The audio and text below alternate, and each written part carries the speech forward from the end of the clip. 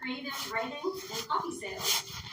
He has worked in modeling and acting in New York City and spent time in Ithaca, Los Angeles, Miami, Denver, and NYC, working in film and video production and copywriting. Evan has authored a few theater plays, numerous film scripts, and written over 300 songs on guitar and piano. Welcome, Evan. Thank you.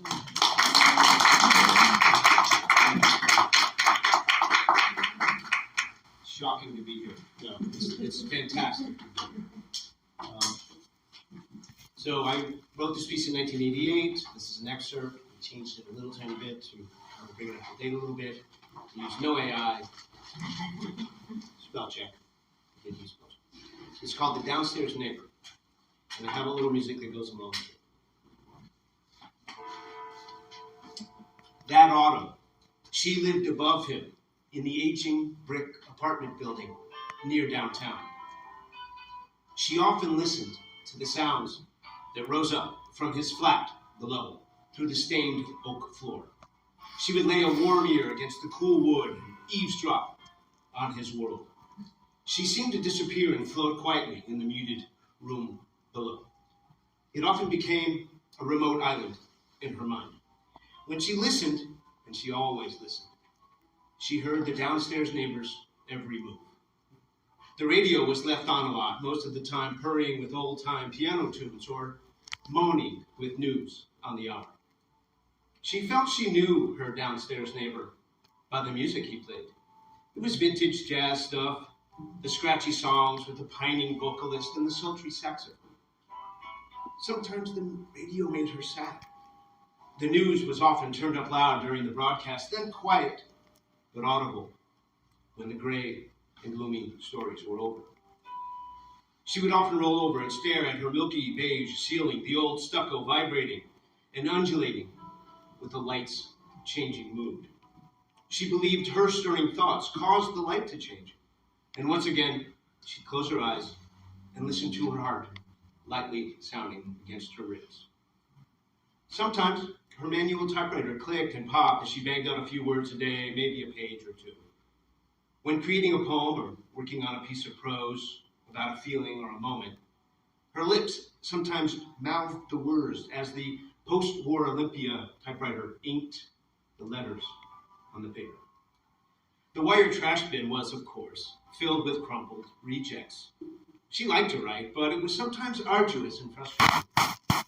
In the early morning, the sun often found her sitting at her chair, typing very sleepily or resting her head on her hands. The finished pages were kept in a pleated box in the bottom drawer of her big wooden desk.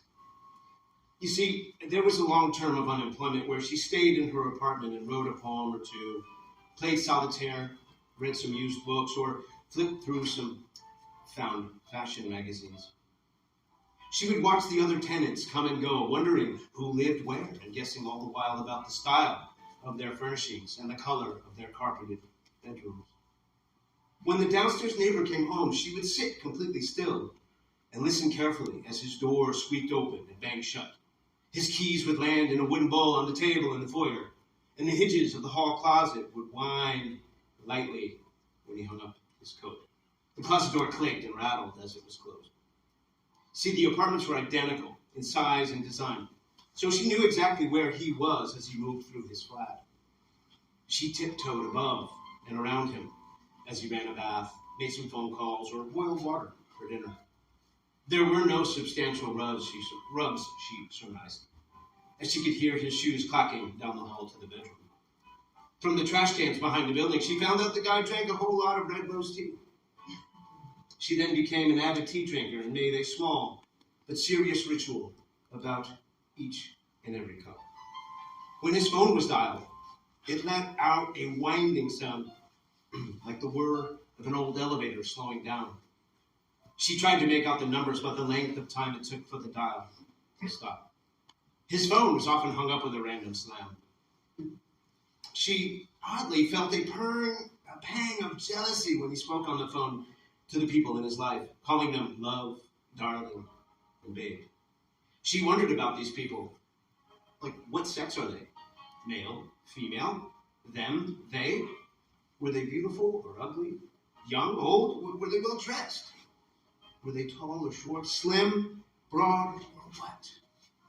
Sometimes she pictured herself in his flat, sitting in the living room on the sofa, having tea, enjoying his focused company. She longed to speak to her downstairs neighbor directly, and if they happened to cross paths in the bland halls of the old apartment building, he would likely brush her off. She realized later that the downstairs neighbor often talked on the phone to his family on Sunday nights, speaking loudly into the microphone saying, "Yes, mother. No, father." She wished that she too could talk to her family, but they didn't respect her wishes, and she didn't get along very well with people anyway. Her phone was usually silent. When her downstairs neighbor would take a bath, she would walk lightly into her bathroom. Sitting on the closed porcelain, she would listen carefully to the splashing noises coming up through the dusty vent. She wanted to help scrub his back, his body, and imagine the ring of dirt and oils that he left behind on the enamel after a soap.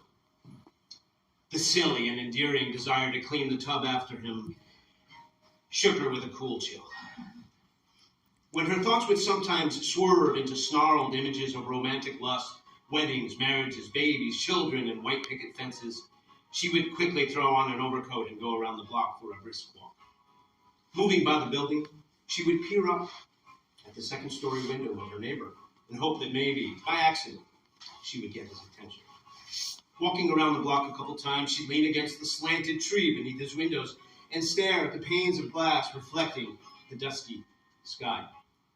His drapes were most often closed by day and, oddly, half open at night. He had no houseplants, she surmised, because if he did, they would all be dead. There was one breezy evening where she went out for her usual walk near sunset. She wore her long overcoat with flaps that flipped about in the wind.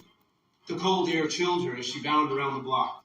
She knew her neighbor wasn't home yet, but she still leaned against the tree and stared at his windows. She vaguely threw a small stone up but missed. She tossed another rock that clicked lightly against the glass, and she hid behind the tree. The slightly open curtains stayed still.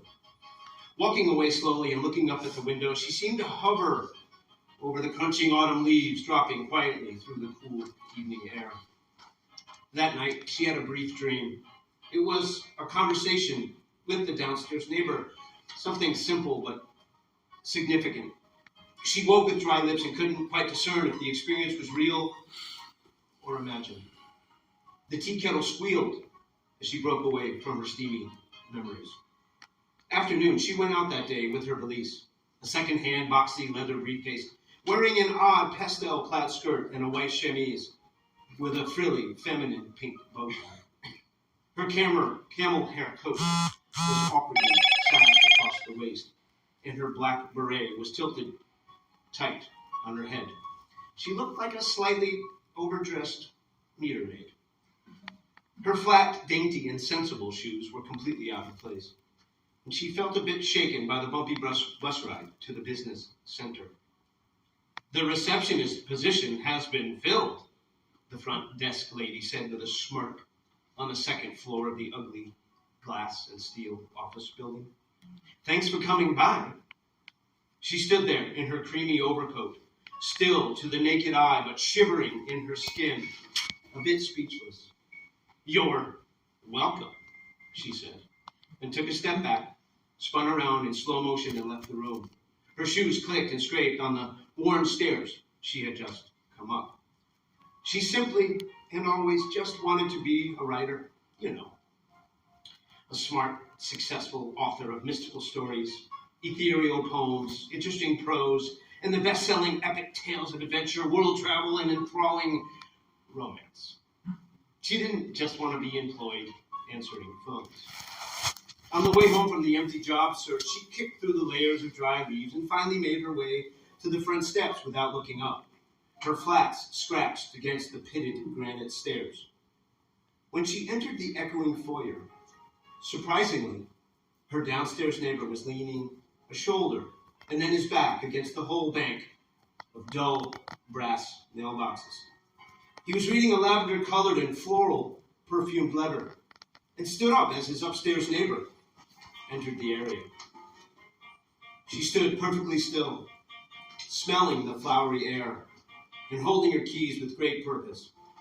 She moved towards her mailbox and close to her downstairs neighbor, standing in the white hexagon tiled lobby of the aging brick apartment building near downtown.